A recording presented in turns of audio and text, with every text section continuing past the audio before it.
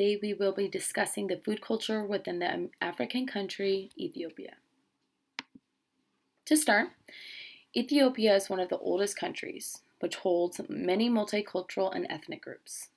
The country is also split into two, both highlands and lowlands, which can also be considered the grasslands or the drylands. This also ties to the weather, being both dry and rainy. To get right into their food staples, Ethiopian dishes are mainly made up of a plant-based or an animal origin. The main traditional foods that is a must in every cuisine is the injera bread, here seen at that bottom right photo, as well as the Burberry sauce, which can be used from many of the items listed here in the plant-based options, as well as many spices. Now, how we start to combine that into our dishes. Ethiopia is known for a variety of their tasteful dishes. Some that are known to include meat are the injera with stew and vegetables, wok curry, depending on the meat of choice, and also the styles of preparing the meat, whether it be sautéed meat or even raw meat. For more religious purposes, dishes that are also made to be vegetarian and vegan are also prepared. So back to the traditional foods, injera and Burberry sauce are very popular to eat by themselves.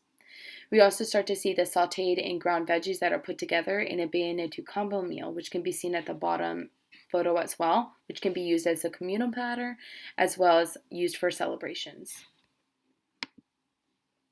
Now, how do we see the food being changed in a more contemporary form?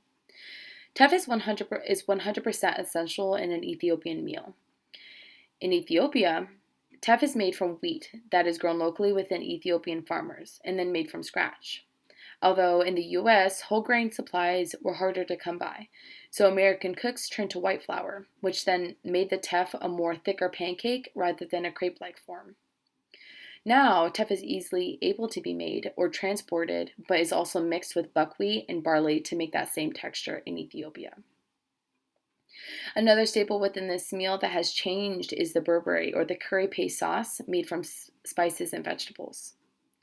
The US wanted to make this well-known sauce, although the spices to make its dynamic taste were just not available, so the best option would be to import these spices as a powder to make it at home. Some imported products are known to be made with inferior products, which means using the products that are not commonly used, like other foods, other ingredients that aren't used authentically for the correct recipe. Finally, these resources were made to be imported because Ethiopian foods are still highly enjoyable and very popular and want to be made here in the US. But when it comes to Ethiopia in general, that country, as well as restaurants here in the US, they want to continue to still have that long-lasting tradition of how they prepare the food, as well as the food time etiquette, mealtime etiquette that was made a long time ago. To get right into our mealtime etiquette. When doing research about Ethiopian culture, from past to present, the overall mealtime etiquette has roughly stayed the same. To start, eating with hands is very normal when you're eating an Ethiopian meal. Nowadays, it isn't as important to only use your right hand, but if you want to follow that tradition, that's what you would typically do. The communal plate is still same today, where you can still share the colorful food palette through the meal, throughout when sharing with others, and typically eating the different types of sautéed veggies within that platter. The gursha, a very social aspect of the food etiquette, is usually consists of feeding each other to show respect and courteousness. Although eating and feeding yourself is more common nowadays, that would be the tradition that you would use to show how you can respect someone. Also, now when it comes to food etiquette or a more traditional etiquette, when you're visiting a friend's home in Ethiopia, it's very common to celebrate religious celebrations altogether, as well as bringing a gift for the host.